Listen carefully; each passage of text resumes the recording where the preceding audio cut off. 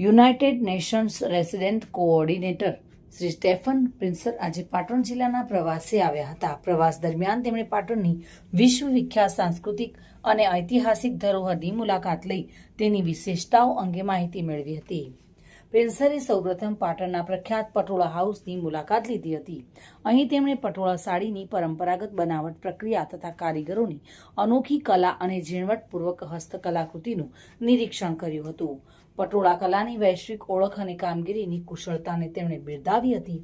ત્યારબાદ તેમણે UNESCO world હેરિટેજમાં સ્થાન પામેલ વિશ્વવિખ્યાત રાણીની વાવની મુલાકાત લીધી હતી. રાણીની વાવની અદ્ભુત શિલ્પકલા, કોતરણી અને સ્થાપત્ય કળાથી તેઓ પ્રભાવિત થયા હતા. મુલાકાત દરમિયાન તેમણે રાણીની વાવના ઐતિહાસિક મહત્વ અંગે માહિતી મેળવી હતી. આ ઉપરાંત તેમણે રાણીની વાવ ખાતે યોજાતા લાઇટ એન્ડ સાઉન્ડ શોને પણ નિહાળ્યો હતો. પાટણના ઐતિહાસિક વારસાના જતન અને સંવર્ધન માટે કરવામાં આવતી કામગીરીની પ્રશંસા કરી હતી.